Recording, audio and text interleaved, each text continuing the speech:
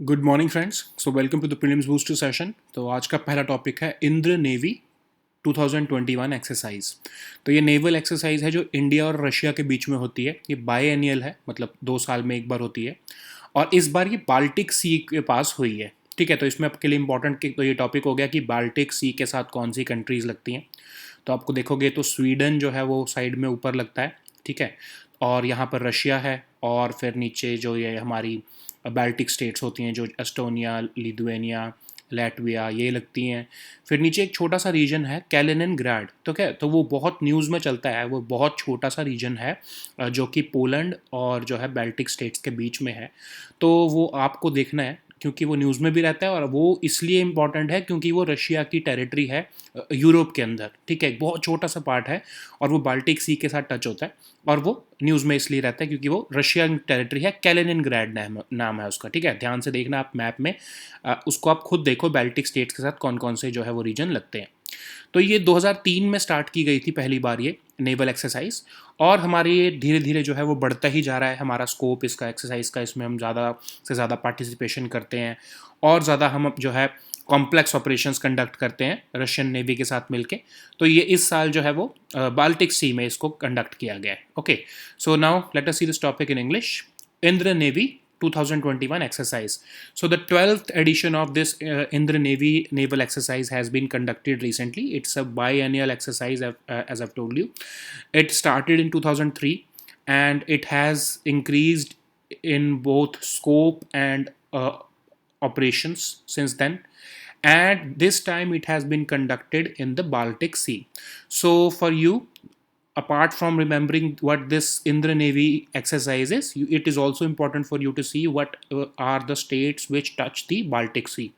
There is a small territory named Kaliningrad.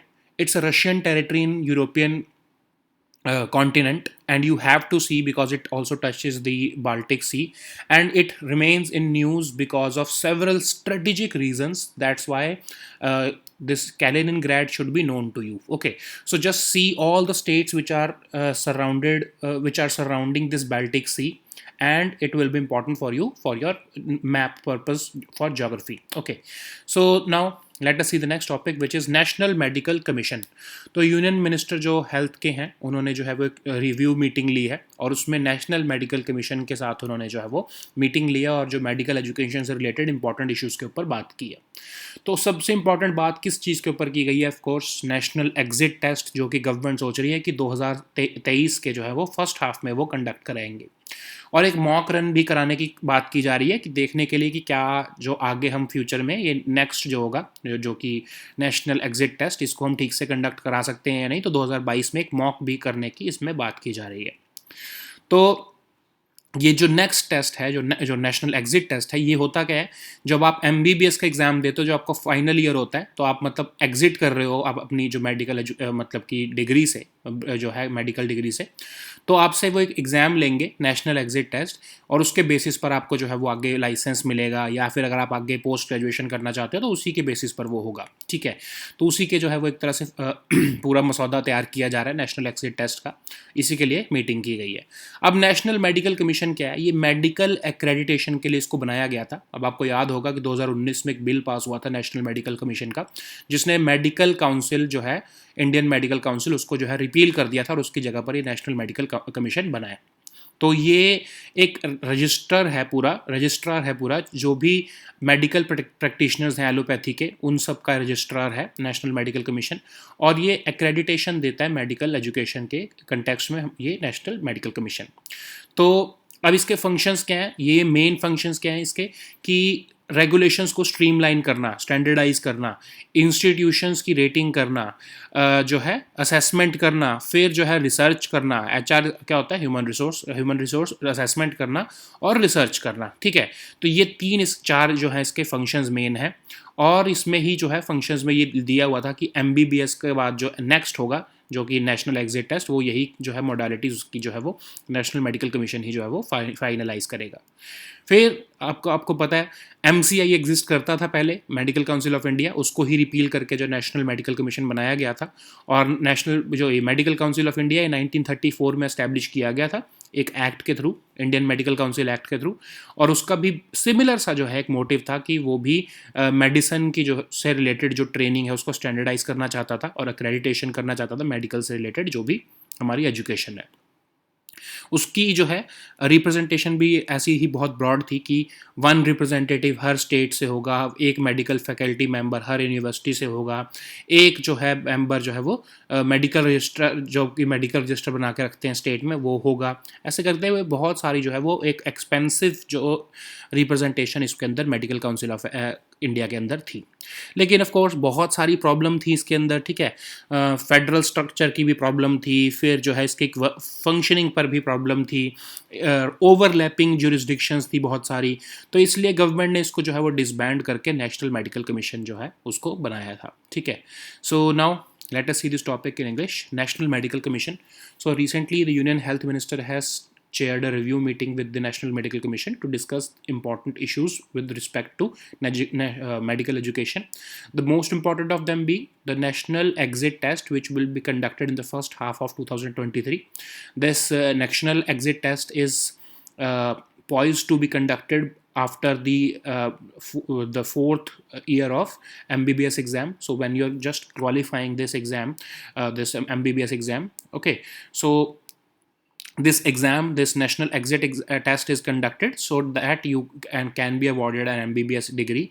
Based upon that, you get a license to practice in modern medicine, and on that same through that same test you also get the merit. The merit is prepared for allocation of post-graduation seats. So this National Medical Commission, it is responsible for the medical accreditation in the country, and it maintains a national registrar of all the certified allopathic medical practitioners within the country. Earlier this operation or this function was performed by the Medical Council of India, but now in 2019 we have seen that this Indian Medical Council Act was repealed and this Medical Council of India was abolished, and to replace that this National Medical Commission was formed. Okay, so these are the main functions of National Medical Commission: streamlining regulations, rating of institutions, human resource assessment, focusing on research. So all these are the main functions of National Medical Commission, and the most important one of amongst these all was the conduct of national exit test. Okay, so it was important for the for the MBBS degree to have a standardized national exit test, so that for both the purposes of licensing and as well as PG entrance test. Okay, so PG is post graduation. Okay, so all those who want to go for post graduation after this MBBS degree, this national exit test becomes important for them to get entrance in, to get enter into a PG course. So this Medical Council of India, it was abolished recently after this National Medical Commission was formed. It was having a similar mandate as that of National Medical Commission, and it was broad. It has a broad representation, but of course Medical Council of India was not performing up to the level that is required in the medical field of the country. There were overlapping jurisdictions. It was performing some similar functions which are being performed by some other bodies in the medical field. That's why the government thought that it is better to abolish this Medical Council of India, and instead of that this new National Medical Commission was formed. Okay, so now let us see the next topic, which is Biotech Pride Guidelines. तो union minister of science and technology ने ये guidelines को निकाल दिया है। Biotech pride का मतलब है promotion of research and innovation through data exchange. इसको जो है डेवलप किसने किया है? हमारे डिपार्टमेंट ऑफ बायोटेक्नोलॉजी, जो कि साइंस एंड टेक्नोलॉजी मिनिस्ट्री के अंदर डिपार्टमेंट है, उन्होंने इस गाइडलाइन को डेवलप किया है। अब इसका मोटिव क्या है? इसका ये गाइडलाइंस क्या बताना चाहती हैं कि जो भी बायोटेक्नोलॉजी के कंटेक्स्ट में रिसर्च हो रही है उसको जो है उसका एक डेटाबेस बनाया जा सके और उसको एक्सचेंज करना, उसको जो है एक इंडिजिनस डेटाबेस बन जाएगा तो उसको एक्सचेंज करना आपस में, खासकर यंग साइंटिस्ट और रिसर्चर्स में वो इजी हो जाएगा। तो उसके लिए ही जो है ये गाइडलाइंस बनाई गई हैं कि कैसे शेयर किया जाएगा वो डेटा जो भी इंडिजिनस हमारी रिसर्च होगी टेक्नोलॉजी में। तो ये अब बैकग्राउंड इसका क्या है कि इंडिया जो है वो नंबर 4 पर है टॉप 20 कंट्रीज़ में जो कि बायोलॉजिकल डेटाबेस कंट्रीब्यूट करते हैं। तो अब ये इंडिजिनस रिसर्च हमारी बहुत हेल्प करेगी, इंडिजिनस डेटाबेस, क्योंकि हमारे जो यंग साइंटिस्ट जाएंगे या रिसर्चर्स जाएंगे उनके पास एक एक्सेस होगा कि हमारी कितनी अच्छी जो है रिसर्च ऑलरेडी हमने की हुई है। तो उससे क्या होगा, एक तो सबसे इंपॉर्टेंट तो क्या है, डुप्लीकेशन आपकी जो है वो रुक जाएगी, क्योंकि आपको पता होगा कि इस फील्ड पर इतनी रिसर्च हो चुकी है, उसके आगे मुझे कंटिन्यू करना है जो भी यंग साइंटिस्ट या रिसर्चर्स होंगे। ठीक है, अब इसको इम्प्लीमेंट कैसे किया जाएगा, तो इंडियन बायोलॉजिकल डेटा सेंटर है, डिपार्टमेंट ऑफ बायोटेक्नोलॉजी का ही एक पार्ट है, जो कि रीजनल सेंटर फॉर बायोटेक्नोलॉजी का जो एक पार्ट है IBDC, और वो further of course department of biotechnology का पार्ट है, वो इसे इम्प्लीमेंट करेगा। और एक बायोग्रिड बना दिया जाएगा। बायोग्रिड मतलब एक रिपोजिटरी जिसके अंदर सारा डेटा, ये बायोटेक्नोलॉजी का सारा डेटा जो है वो सेव किया जाएगा, और उसी के अंदर जो है अलाउ किया जाएगा कि एक्सचेंज ऑफ इंफॉर्मेशन जो कि रिसर्चर्स जो है वो आपस में शेयर कर सकते हैं। ठीक है, और वो एक्सेस कर सकते हैं ऑफ कोर्स उसको। अब जो है ये एक वेल डिफाइंड फ्रेमवर्क दे रहा है कि कैसे जो है आपको जो रिसर्च जो है वो शेयर करनी है, और बायोलॉजिकल नॉलेज कौन सी आप इसमें शेयर कर सकते हैं और क्या डेटा डाल सकते हो। तो ये गाइडलाइंस उसी के लिए ही निकाली गई हैं। अब इसका इंपॉर्टेंस यही है, देखो सबसे बड़ा इंपॉर्टेंट तो क्या है कि इससे यूज़ जो है वो बहुत बढ़ेगा, जो यंग रिसर्चर्स हैं वो एक्सेस कर सकेंगे। उनको पास अभी तक तो डेटा नहीं होता ना कि क्या क्या रिसर्च हुई है, उस लेवल का डेटा जो है वो उनको एक ही जगह पर मिल जाएगा। डुप्लीकेशन अवॉइड होगी, इंटीग्रेशन होगी इससे, ठीक है, ओनरशिप आएगी कि किसने जो है वो रिसर्च की है, क्या ये पहले रिसर्च किसने की थी, एंड ऑल दैट, ये सब कुछ पहले से ही एस्टैब्लिश हो जाएगा। डिसीजन मेकिंग और जो है सबके पास इक्वल एक्सेस हो जाएगा। तो इक्विटी ऑफ एक्सेस भी एक इसका बहुत इंपॉर्टेंट जो है वो पार्ट है। ठीक है, so now let us see this topic in English. Biotech pride guidelines. So Union Minister of Science and Technology has released these guidelines. These guidelines are basically aimed to provide a digital repository for all the biotechnology related research in India. So all the research related to this field of biology, it will be shared on this database, which will be called as BioGrid, and all those interested scientists and researchers, especially the young ones, they will have the access to it. All the scientific community related to the biotechnology field, they will have access to this BioGrid, and they will be able to access the data, the research which is being done by their peers in the country. So it will be an indigenous database. It will help these young scientists and researchers to access this data, and this program will be implemented by the Indian Biological Data Center which is located at Regional Center for Biotechnology, which is supported by, of course, Department of Biotechnology. And this national repository will help to generate a huge amount of data related to biological knowledge and biotechnology. So this will be significant because once you create a repository of knowledge, it gives equity of access to all those who are in that field. It avoids duplication. So when you know that this particular field of research has been done previously, you will only contribute after, or you will only start research after that particular research, or the stage stage of that research, and you will not start from the scratch. Okay, so you will build upon that research after getting access to the previous research. Okay, so like if I have done some research on a virus and I have not yet been able to make a breakthrough out of it, I will share that data on this indigenous BioGrid, and some other researcher, a future generation or a young scientist, he or she can continue with my research, and he or she will be able to see what I have been able to experience during my research period. Okay, so now let us see the next topic which is global tiger day 2021। तो 29 जुलाई को हर साल जो है वो global tiger day या फिर international tiger day जो है वो सेलिब्रेट किया जाता है। और ये इसलिए सेलिब्रेट किया जाता है क्योंकि इसी दिन जो है सेंट पीटर्सबर्ग टाइगर समिट जो है वो रशिया में कंडक्ट की गई थी, और उसी जो 2010 में उसकी एनिवर्सरी को जो एक तरह से सेलिब्रेट किया जाता है। और बड़ी सरप्राइजिंग चीज़ है, मैंने कई बार कंफर्म किया, मैंने कई बार देखा कि जो लास्ट ईयर का थीम था 2020 का, their survival is in her hands, इस बार 2021 का भी सेम वही थीम है। ठीक है। तो अब जो सेंट पीटर्सबर्ग समिट थी वो 2010 में की गई थी, जिसका मोटिव ये था कि जो टाइगर पॉपुलेशन है उसको हमने 2022 तक डबल कर देना है। ठीक है। तो 2010 में ऑफ कोर्स ये जो है समिट किया गया था टाइगर रेंज कंट्रीज़ के बीच में, और ये इसके अंदर ये भी देखा गया था कि जो है आपको डबल जो है वो नंबर करना है टाइगर्स का, और सिर्फ जो है वो सेव ही नहीं करना है एनिमल को, आपको जो है इनकी पॉपुलेशन को एक्चुअल में बढ़ाना है। ठीक है। तो इंडिया जो है वो उसने वो ये अचीव किया है, आपको पता ही है। All India tiger estimation report ऐसा कहती है।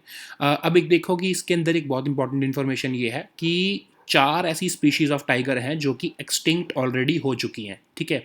जैसे कि बाली टाइगर, कैस्पियन टाइगर, जावन टाइगर और टाइगर हाइब्रिड्स। तो ये स्पीशीज़ जो है वो ऑलरेडी एक्सटिंक्ट हो चुकी है। तो मतलब ये जो है हमारे लिए खतरे की घंटी है, हमको इसलिए जो है पॉपुलेशन को बढ़ाना ज़रूरी हो गया था। अब tiger estimation, all India tiger estimation जो है वो हमारे को कह रहा है, ये जो ऑल इंडिया टाइगर एस्टिमेशन है ये हर 4 साल में इंडिया में किया जाता है। तो हमारे लेटेस्ट जो है टाइगर एस्टिमेशन सर्वे के मुताबिक हमारे कंट्री में 2967 टाइगर्स हैं। ठीक है। और इंडिया में total global population of tiger के 75 के जो है 75% जो टाइगर्स हैं वो इंडिया में ही हम पाए जाते हैं। तो इंडिया जो है हमने 2022 में जो अचीव करना था उसको हमने बहुत ही पहले अचीव कर लिया, 2018 में ही अचीव कर लिया ऑलरेडी। ठीक है। तो अब इस सर्वे में हमको इस एस्टिमेशन में देखने को मिला कि मध्य प्रदेश में सबसे ज़्यादा हाईएस्ट नंबर ऑफ टाइगर्स हैं। 526 जो टाइगर्स हैं वो मध्य प्रदेश में ही जो है वो आपको हमको देखने को मिले। ठीक है। तो ये जैसे मैंने आपको बताया कि ऑल इंडिया टाइगर एस्टिमेशन जो है वो हर 4 साल में किया जाता है। कौन कंडक्ट करता है इसको? नेशनल टाइगर कंजर्वेशन अथॉरिटी, और टेक्निकल सपोर्ट देता है wild life institute of India और स्टेट फॉरेस्ट डिपार्टमेंट्स और उनके partners. Okay, so now let us see this topic in English. International tiger day 2021 और global tiger day 2021. So it is celebrated on July 29th every year because we commemorate the anniversary of the agreement of St. Petersburg Tiger Summit, which was conducted in 2010 in Russia. The theme of this year's Global Tiger Day is "Their survival is in our hands." Surprisingly, the same theme was there in 2020 also. So this St. Petersburg Summit, it was conducted, of course, in 2010, and it came out with a proposal that we have to double the number of tigers in the wild by 2022. So India has achieved it already by the year 2018, much before the intended date or intended time of 2022. So it's a very good news for us. And there are basically 4 species of tiger which have gone extinct from the world: Bali tiger, Caspian tiger, Javan tiger, and tiger hybrids. So it's important for you to remember these names because there could be a question on these because this International Tiger Day has been in news. So they could ask you if there is any species of tiger which has gone extinct by now. So you will have to remember that these 4 species have gone extinct already. So this All India Tiger Estimation report says that India has 2967 tigers in the country, and India is home to nearly 75% of the global tiger population, which is a very important or a very proud number for us. Okay, so Madhya Pradesh has the highest number of tigers in India, which stands at number 526, and the second number is at the second rank is shared by the second rank is secured by Karnataka state, and after that Uttarakhand. Okay, so this All India Tiger Estimation is done quadrennially, means it is done every 4 years. It is done by the National Tiger Conservation Authority, which is of course provided the technical support by the Wildlife Institute of India. So this Wildlife Institute of India is located at, of course, Dehradun, and it also gets support from the state forest departments and their partners. Okay, so now the next topic is Sambandar. तो national gallery of Australia ने जो है वो announce किया है कि वो 14 art के पीसीज जो है वो इंडिया को वापस करेंगे, और जो उनके पास ऑफ कोर्स अभी पड़े हुए हैं।